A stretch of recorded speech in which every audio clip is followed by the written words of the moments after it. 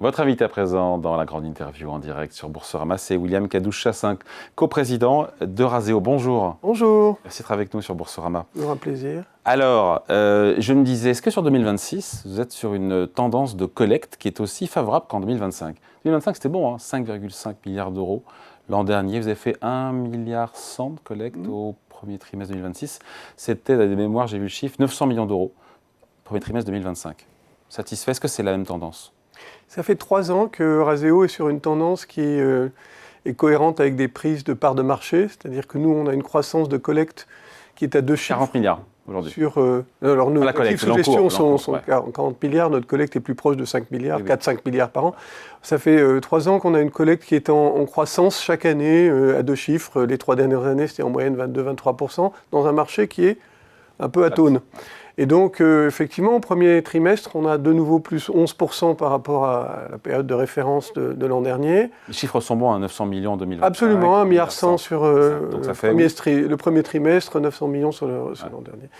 Donc voilà, on va rester prudent. J'ai écouté très attentivement l'échange avec Jean-Claude Trichet. On est dans un contexte qui est quand même plutôt difficile et incertain, mais on continue de construire notre plateforme avec des gains de part de marché. Donc vous confirmez votre montée en puissance, parce que le modèle, Razeo est en train de se transformer. Je veux dire, Razeo d'il y a 5-10 ans n'est pas le Razeo d'aujourd'hui. C'est un modèle en transformation très profonde qui est sur plusieurs aspects. C'est d'abord un modèle qui a décidé de changer de modèle d'affaires. Maintenant, nous sommes purement un gestionnaire d'actifs. Alors qu'avant, vous étiez... Avant, on était un modèle hybride entre de la gestion d'actifs et un modèle de holding. Ouais, une holding. Donc aujourd'hui, on est un modèle d'asset manager, de gestionnaire d'actifs, avec effectivement l'avantage d'un bilan important. Et puis c'est un modèle qui a choisi son positionnement. C'est qu'on est un des rares opérateurs de nos marchés, c'est-à-dire les marchés privés, la gestion alternative, qui opère à cette taille avec une dynamique de plateforme, c'est-à-dire avec plusieurs classes d'actifs, du buyout, donc du private equity jusqu'à la dette, avec une focalisation qui est l'Europe et les entreprises de taille petite et moyenne, qui pour nous l'endroit où nous sommes le plus légitimes et l'endroit où il y a le plus de transformation possible. Ouais, on sait que, parce que vous en parlez, William Kadouch-Chassaing, du crédit privé qui craque, un petit peu craquelle, on va dire, plutôt aux États-Unis. Pas d'inquiétude sur l'Europe pour les acteurs du secteur ?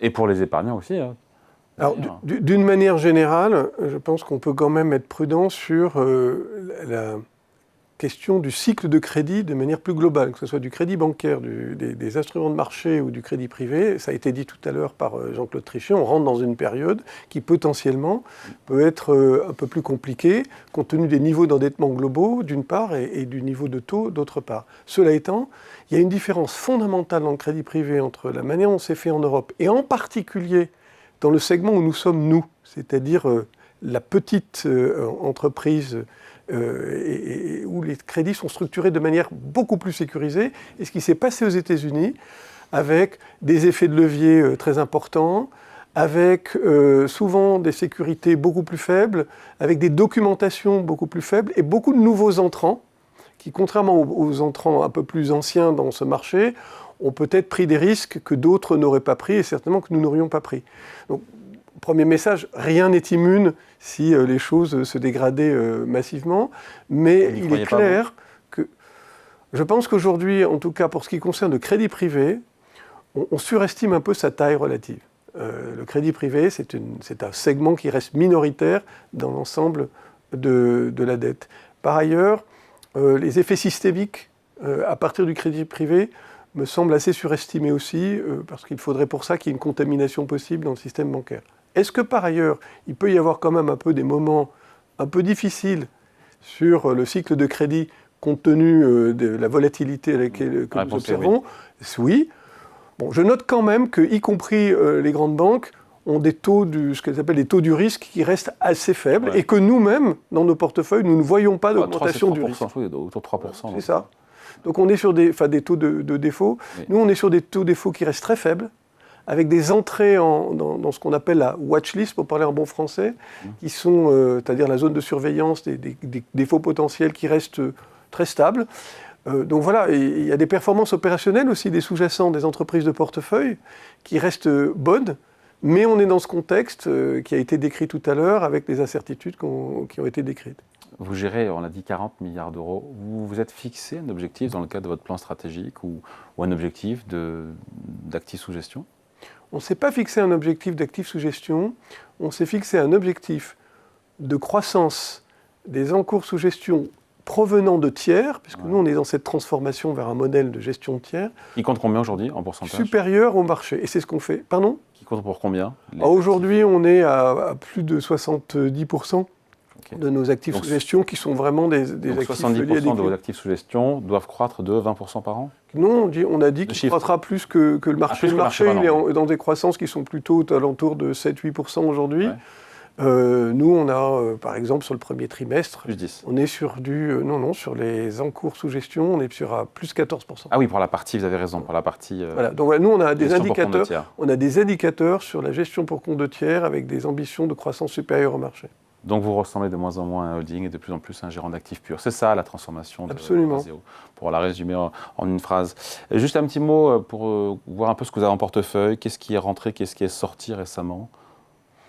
Alors, ce qui est sorti récemment, en tout cas au premier trimestre, c'est une entreprise comme Ex Nihilo, qui était une entreprise dans un portefeuille qui fait de la parfumerie de luxe, qui est sortie avec un très bon multiple. Une entreprise espagnole.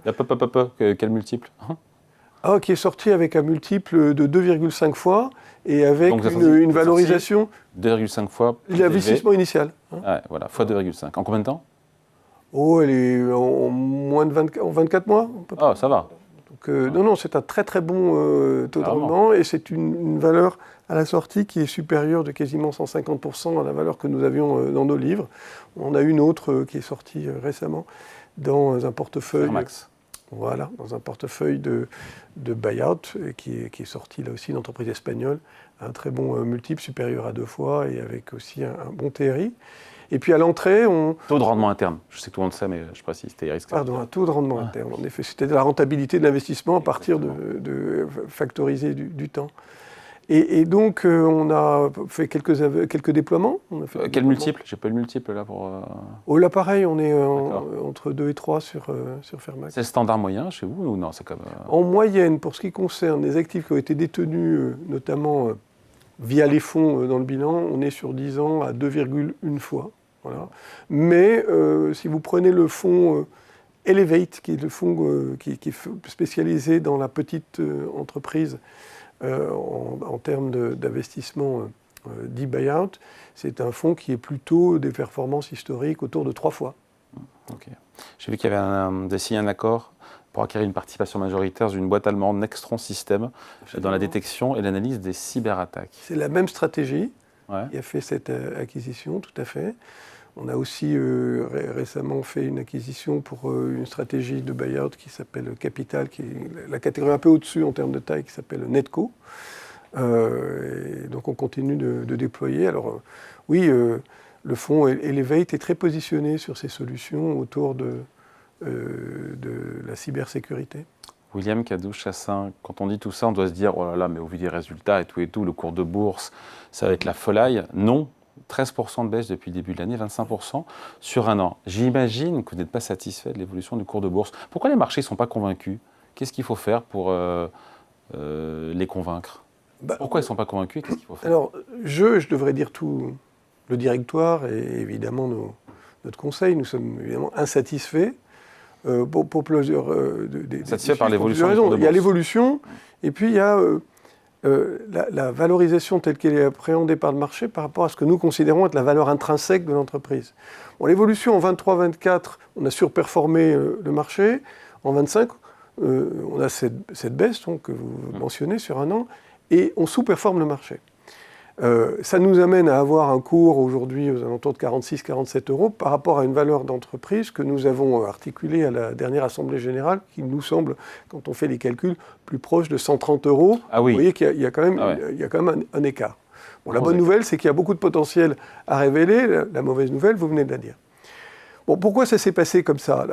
D'abord, il y a des facteurs exogènes qui, depuis 25 et en particulier depuis le début de l'année, cristallise sur la catégorie à laquelle nous appartenons, c'est-à-dire les gestionnaires d'actifs alternatifs, qui aujourd'hui sont plutôt mal valorisés, ont eu des baisses de valorisation, parce que incertitude macroéconomique, parce que plus grande difficulté pour certains à collecter, plus grande difficulté à faire la rotation des actifs, et puis quelques questions un peu spécifiques à l'industrie. Vous en avez mentionné une, le crédit privé, il y en a une autre autour des valeurs, autour du software. Il y en a donc c'est sectoriel, ce que vous me dites. Il y a un élément idiosyncratique dans notre histoire, qui est que nous avons ce gros bilan, et dont nous avons hérité, que nous continuons d'utiliser de la manière la plus efficace possible, de déployer. Et nous avons fait des ajustements dans la valeur de ce bilan en 24 et en 25, au total à peu près 8%. Bon, c'est assez rare qu'un marché aime bien ce genre d'opération d'affaissement de la valeur d'un stock qu'il considérait devoir croître de l'ordre de 10% par an. Donc ça, c'est la raison idiosyncratique. Donc à partir de là, qu'est-ce qu'il peut se passer? Je vais mettre de côté les aspects de marché, parce que ça là, je ne les contrôle pas. Mais en revanche, pour ce que nous contrôlons, on va continuer d'avoir cette croissance très dynamique de la gestion d'actifs, d'amélioration de la marge, et donc la rentabilité de cette gestion d'actifs. On a une vitesse de rotation et donc de capacité à générer du rendement par des distributions à nos actionnaires qui est bien plus forte que le marché. En fait, qu'on fait nous des vitesses de rotation, c'est-à-dire des rythmes de cession de nos actifs qui sont 2 fois plus importantes que le marché si on observe l'année 25. Et puis, on a des performances opérationnelles des entreprises qui nous laissent envisager que dans un contexte stable de l'environnement de marché, on devrait pouvoir retrouver un chemin de création de valeur. Vous voyez bien que quand je le dis, je vous dis quelque chose qui est la partie que nous contrôlons. Il y a la partie que nous contrôlons un peu moins, c'est l'environnement. Ce que je comprends, c'est que c'est important pour vous de faire remonter le cours de l'action. Bon, vous connaissez un management d'une société cotée qui n'est pas focalisé sur la création de valeur pour ses actionnaires ou qui va vous dire le contraire. Nous, on a fait un plan qui est un plan de révélation de la valeur qu'on a annoncé fin 23, qui est très significatif dans ses effets de transformation. Donc évidemment, on est impatient de voir une réconciliation entre ce que le plan produit et la valeur du... Et pour révéler le potentiel, pour relever le cours, j'ai lu que vous envisagiez une cotation séparée de vos 2 activités. D'un côté, la gestion d'actifs, dont on a parlé, et l'autre, le portefeuille, porté au bilan. Quand annoncerez-vous votre potentielle décision? Alors, ce n'est pas ce que nous avons dit tout à fait. Alors, on a dit, nous sommes extrêmement focalisés sur la réduction de cet écart entre la valeur intrinsèque et la valeur boursière. Et on a dit, il se peut qu'à un moment, arriver à montrer au marché la valorisation de chacune des parties peut être une solution d'ingénierie à regarder.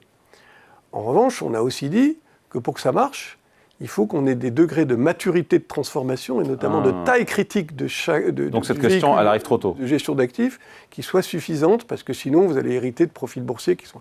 Donc la question, elle est tout à fait pertinente. Elle nous avait été posée à l'Assemblée générale par une question écrite. On l'avait évidemment investiguée nous-mêmes. On voit comment on pourrait faire si on devait le faire. Mais en revanche, c'est une question qui est prématurée compte tenu des équilibres stratégiques et de valeur. Avant de se quitter, vous dites quoi aux épargnants, investisseurs qui nous regardent, qui n'ont pas de Raseo en portefeuille? Vous leur dites quoi? Je leur dis que c'est une société qui combine quelque chose d'assez formidable, qui s'appelle de la croissance, de la transformation et un très haut rendement. Parce que Eurazeo, sur les 2 dernières années, a racheté 12% de ses actions, c'est un des plus gros programmes de rachat d'actions à sociétés comparables, et a augmenté son dividende de manière régulière par action à 10% par an grâce à sa vitesse de rotation. Donc cette combinaison entre la croissance dans la gestion d'actifs, la transformation du modèle et le rendement est, à mon sens, quelque chose de très attractif et d'assez unique. Allez, merci à vous pour cet entretien. William Kadouch-Chassaing, le co-PDG de Raseo, invité de la grande interview en direct sur Boursorama et également en replay. Merci à vous. Merci.